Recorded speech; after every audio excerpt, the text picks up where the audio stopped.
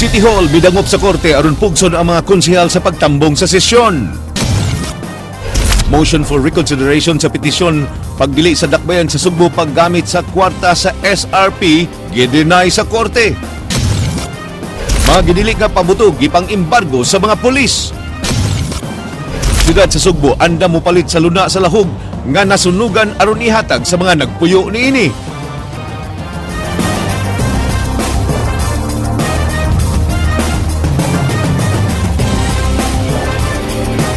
Maayong hapon Sugbo ug Kabisayan. Executive Department midangop sa korte aron mapugos ang mga konsehal sa pagtambong sa gipatawag nga special session. Kini giaksyonan ni Leslie Caminade Vistil. City Health Gisangat sa Executive Department sa City Hall atubangan sa Branch 17 sa Regional Trial Court ang usa ka mandamos. Buot ni Acting Mayor Edgar Labella nga ang korte ang moobligar sa mga konsehal sa pag-perform silang tulumanon isip mga public servant. Gawas sa mandamos, gihangyo usab ni Labella ang buhatan sa Ombudsman Visayas sa pagmando sa mga empleyado sa City Hall sa pag-perform silang mga duties and responsibilities. There is already the acting mayor had already asked the ombudsman. I already sent a letter to the ombudsman. I'm acting on it. Ask the ombudsman to direct any official or employee of government to perform a duty required by law. And this is a duty required by law. I've sent a letter to the office of the ombudsman. And I think the city attorney's office is also preparing to file the Mandamos case. Mandamos case is to compel officers of the law to perform a duty required of them. So that's the action that we are taking. Susiyon sab ni Labella ang sangguniang panglusod sekretariat kun do na pabaylaing konsehal nga naka-file og leave of absence. Sa iyang nasayran, si Konsehal James Cuenco lang ang naka-file sa iyang vacation leave. Apprehension. I will assume full responsibility. That's why I am submitting an affidavit of undertaking to the City Council.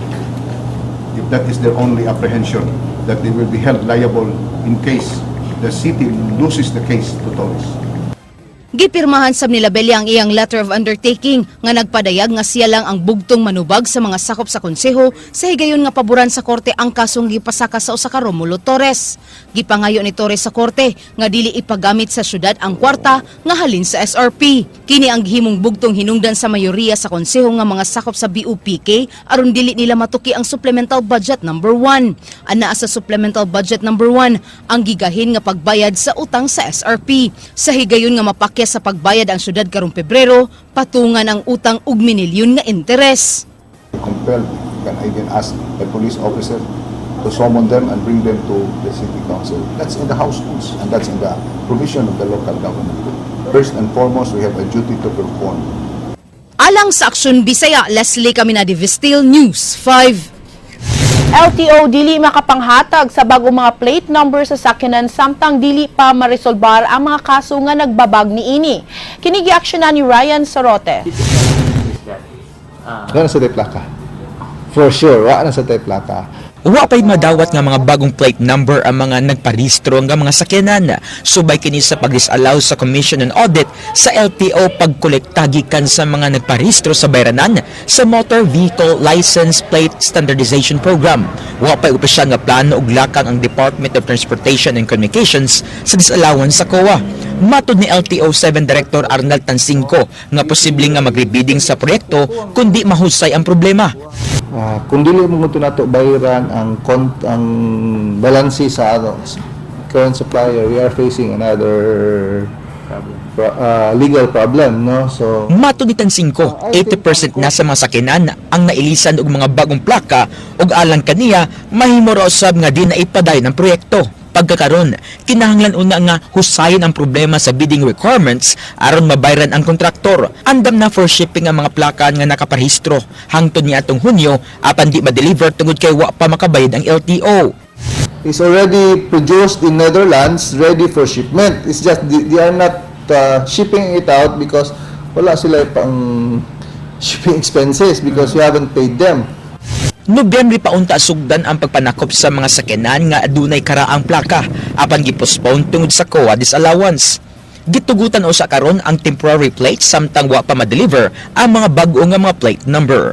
Alang sa Aksyon Bisaya, Ryan Sorote, News 5. Giembargo sa mga pulis ang iligal nga pabuto nga gipamaligya gawas sa designated area. Kini giaksyonan ni Ray Pasaporte. Klase-klase nga mga pabuto gisakmit sa City Intelligence Branch CIB sa Lapu-Lapu City Police Office nga gipamaligya sa Barangay Babag ug Kalawisan. Ang mga pabuto gipresentar at tubangan ni Chief Superintendent Manuel Gairlan nga mimando sa hugot nga kampanya batok sa iligal nga pabuto atol sa pagsugat sa bag-ong tuig. I have once again directed my patrol elements na talagang labas pa, mag-ikot pa para pag may nakikita yung mga bata na pulis, tumitigil sila. Apan walay bisan usa nga naninda og pabuto nga nadakpan. Sumala sa mga pulis sa Lapu-Lapu, nanagan ang mga naninda og pag-abot nila sa lugar ug gibiyaan ang ilang display nga gidili nga pabuto. Dili, doon na gid sila gibutang nga kanang kag may lamisa-lamisa nga gipatong ni. Ang uban ang uban doon na sa stol ato lagi embargo. Sa mga interior pero along the road. Di ba, sir, i-identify mo ang babag na maunang area? Designated. So atong gisubay sad, although designated siya nga firecracker zone, pero doon na may uban nga mo palusot o pamaligya nga not allowed sa mani. Ang mga gidili nga pabuto nga nasakmit naglangkob sa Piccolo, Coel Family, Yolanda, Super Wesolbam ug Dalugdog. Si Gairlan ni Ingon nga gipresentar ang naimbargo aron mahibaw iyang mga sakop sa matang sa pabuto nga gidili. Piligroso ang maong klase sa pabuto ug gipahimangnuan nila ang publiko sa dili pagpalit niini. Malalaki yan anything that's in violation of the Republic Act na nagre-regulate nito, anything more than 3/4 teaspoon. Yes, sir. Yes, sir. 3/4 teaspoon is 7183 sir. 7183. 7183. Anything more than 3/4 teaspoon, bawal. Ibig sabihin, yung mga malalaki na yan, more than yan. More than yan. Ang mga allowed lang, yung bawang, yung 5-star. Yung 5-star, maliit lang yun ito, kita nyo naman kung gaano kalalaki itong mga to. At saka yung nag-ignite sir na less than 3 seconds sir. Oo, yung less than 3 seconds naman, yung Piccolo, very dangerous kasi ito, ikakaskas mo tapos biglang puputok. Kuhaan og mga pulbura ang mga pabuto ug ilang itugyan ngadto sa bomb technician kinsa nasayod sa proper disposal niini. Matud niya, mas delikado kung buuan og tubig ang mga pabuto. Unya, sama gisulti sa ato regional director nga our emphasis sir nga sa hidakon ba nga mahibaw ang publiko nga kining klase sa hidakon sa pabuto mo ni pinakadelikado nga mo ni makakos makaputol sa tudlo ang uban gani mga pungkol pa. You can just imagine para sa nang super whistle bomb 30 ginadagwa o kanin yung sa coil. Nidasig ang kapulisan sa publiko inay mo gamit og pabuto karong bag-ong tuig.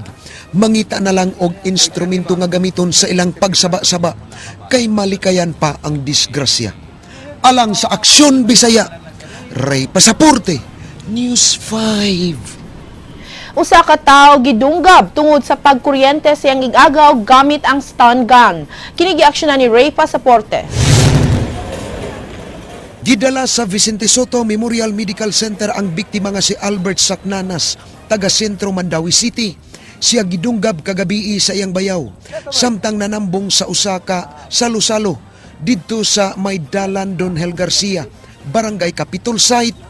Ang sospek nga si Alberto Sanchez nga nagpuyo sa mga lugar ni Ingon nga ang biktima naghubog, nagsigig pa kuryente kaniya sa dala nining flashlight nga adunay stun gun kun kuryente. Di kay nag-away mo sila sa kuntiyo kay nahubog naman siya, nagmaoy siya, nag-away. Then iuwang ko kay akong tiyo may kontra, niya ako man ang bayaw. Apan gimakak ni Alberto nga siya ang nagdunggab sa biktima. Matud niya nga igo ra siyang nagunit sa kutsilyo ug wala siya masayod. Kinsay nagdunggab kay daghan sila atong higayuna. Kita kutsilyo pag asyog anak pag dunggab nako. Na may nikupot sa kong lawas nga ayaw bot kay free suka. Di wa na ko kay baw. Nasayran dugay nang dunay panagbangi ang biktima ug ang suspitsado. Hinungdan nga nisangko sa kagubot. Nakuha sa crime scene ang kutsilyo nga mo'y gigamit sa suspitsado sa pagpanunggab niini. Nasikop ang suspitsado humanaabtan sa mga barangay tanod ang kagubot. Ngadto na mo dito sa kuan, nahitabuan, ngit-ngit man kayo. Sige, big tanaw dito. Sos, dito ra day ilam sa tangkal ng tago. Mo to nga amo na siya nakuha. Wala raman sa noon. Alang sa Aksyon Bisaya, Ray Pasaporte, News 5. Gididan sa simbahan ang pagpangampanya sa mga politiko atol sa International Eucharistic Congress sunod buwan. Ang Arsobispo sa Subo mipasalig nga magpabilin nga neutral ang simbahan. Kinigiaksyon na ni Ryan Sorote. Pipila na lang kaadlaw og musod na ang bagong tuig, ang tuig sa 2016 presidential elections. Gipanglantawan na daan sa Romano Katolikong Simbahan ang pagpahigay nagmisa sa mga politiko atol sa ilang mga panagtapok. Sa kauluhan, gidili ni Manila Archbishop Luis Antonio Cardinal Tagle ang pagmisa sa mga political gatherings o pagpapicture sa ilang mga pari uban sa mga politiko. Dinhi sa Sugbo, gitugot ni si Archbishop Jose Palma ang pagmisa sa mga panagtapok sa mga politiko o ilang mga supporters. Kondisyon ni Palma nga way dapigan o alagaran sa mga pari ang tanang partido. Hangyo sa Arsobispo sa mga politiko nga di gamiton ang misa o ang simbahan sa ilang political propaganda. We are not campaigning for any candidate, no, and that should be discouraged, no. So, like that's a universal rule, no, that the church should be non-partisan. Gipasalig ni Palma nga magpabiling neutral o non-partisan ang kaparian o ang tibok simbahan. Wa say giimbitaran ang organizer sa International Eucharistic Congress nga mga world leaders. Matod sa Arsobispo nga welcome ang tanang mga world leaders o mga dignitaries sa IEC apan isip mga individual o di mga representante sa ilang mga nasod. Minister came, yung others now they want to come as individuals but never as representing a state, no, kasi this is not the way we invite people na. Wa sa impormasyon si Palma nga dunay mga head of states nga may kumpirmar pagtambong sa Congress. Bugtong gikumpirmar ni Palma ang pagtambong sa Arsobispo o Kardinal gikan sa nakadaiyang dapit sa kalibutan. Gidali usab ang pagpangampanya sa mga politiko sa tanang kalihukan sa IEC sunod buwan. Alang sa Aksyon Bisaya, Ryan Sorote, News 5.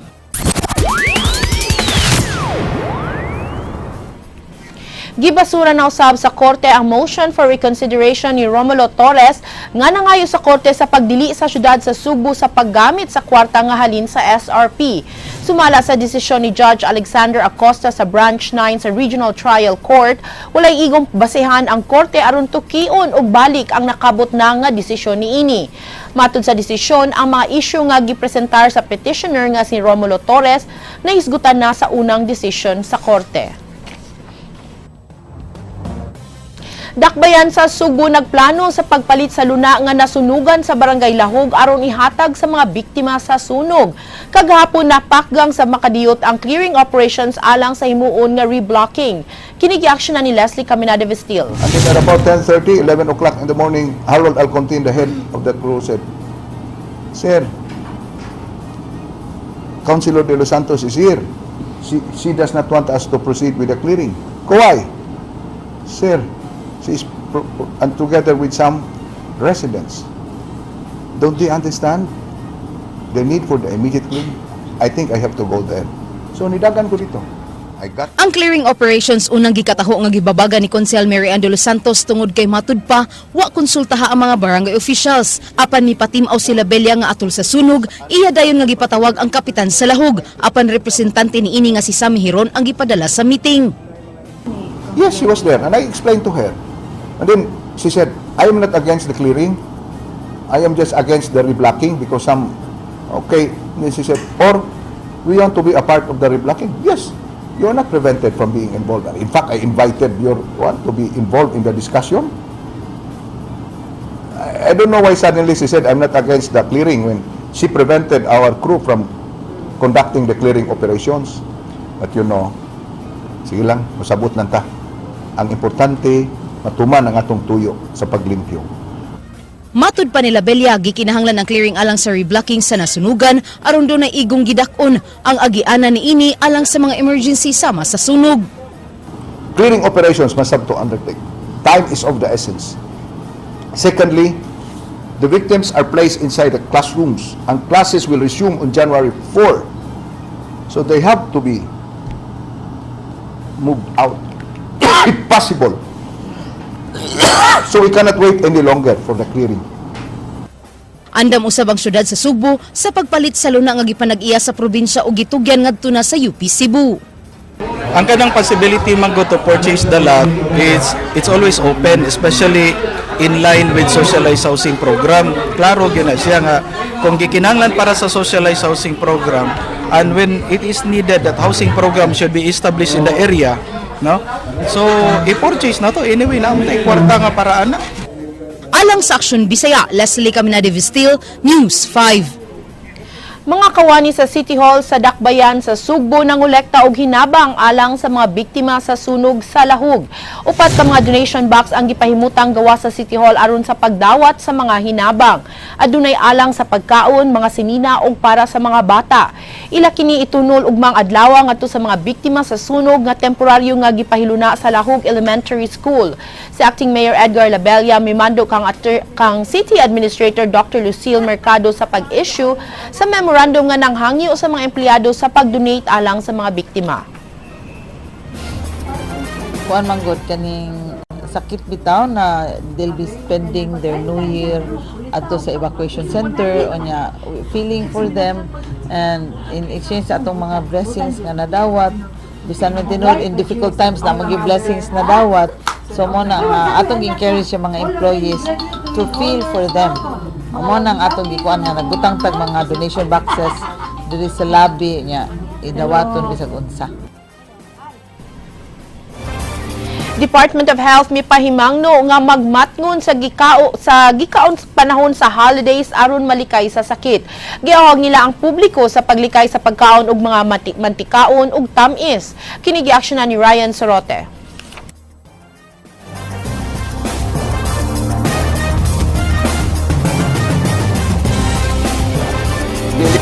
Dili magkaya panghadlok, dili magkaya panghadlok. Gipay mangnuan ang tanan sa Department of Health nga magbantay sa mga kanon karong bagong tuig.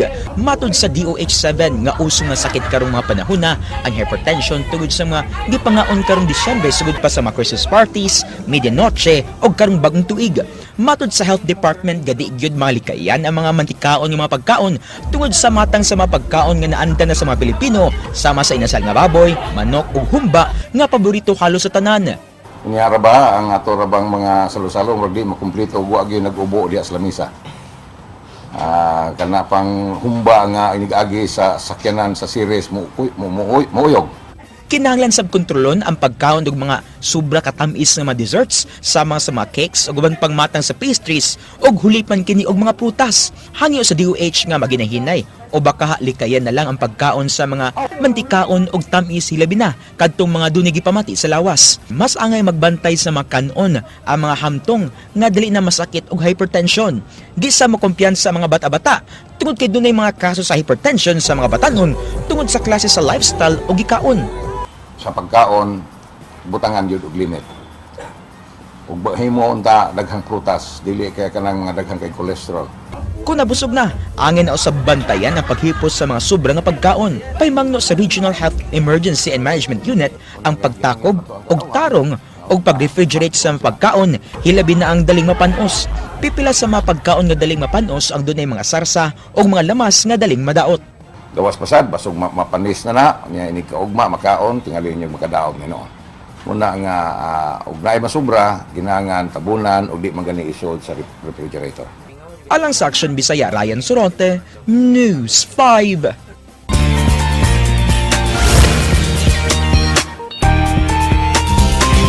Happy day mga igsoon! Giingong 8 ka baso nga tubig ang kinahanglang imnon sa usa ka tawo, matud pa sa mga eksperto aron makabot nato ang maayong panglawas ug mulungtad pagdugay ang atong kinabuhi. Apan kung si Peter Filac ang pasultihon, kinsang kanhi nurse ug kasamtangang webcam model, di kini tinuod. Matud pa niya nga tulo na siya ka tuig nga wala na mo inom og tubig o bisag unsang klase sa likido. Apan hangtod karon buhi pa gihapon siya. Matud ni Peter, ang katapusang pag-inom niya og tubig nahitabo niadto pang May 5, 2012. Iyang gianad ang kaugalingon nga di mo inom og tubig ug puros prutas ug utanon na lamang ang iyang kanon. Nasayod siya nga daghan og nutrients ug bitamina ang prutas ug mga utanon ug source kini sa daghang tubig. Dugang pa ni Peter tungod sa dalang tubig sa prutas katulo na lamang siya kahigayon nga manghihi matag gabi kung itandi kani adtong mag-imunanan pa siya tubig nga magsagunson gyud. Di na daw matud pa kinahanglan siyang moinom og tubig tungod kay kontento na siya sa tubig nga iyang makuha sa pagkaon og prutas ug mga nagkadaiyang utanon. Gani para niya o sa lang kapinya, igo na alang kaniya. Ug mao kadto naglangkob sa atong light news karong hapon. Alang sa walay karapusang mga chika, so balikon ninyo matag alas 7:30 sa buntag, weekdays sa Rated JP sa Radio 511.9 News FM Cebu. Kini si JP Lawkot Serra ang atong word of the day nagkanayon. Whenever you have a problem, just sing, then you realize that your voice is a lot worse than your problem. Agay!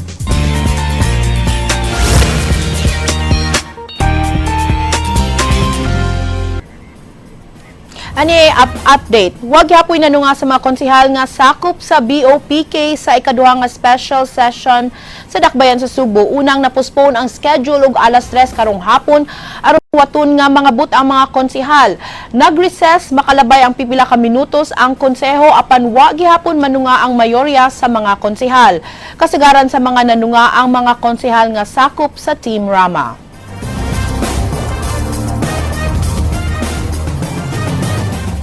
Og maokadto ang mga balita sa Aksyon Bisaya. Ako si Georgia Herrera. Mga balita nga pundasyon sa ligdong nga opinyon o konkretong solusyon. Bisan asa, bisan kanusa kapatid. Kay di lang kutob sa balita, aksyon!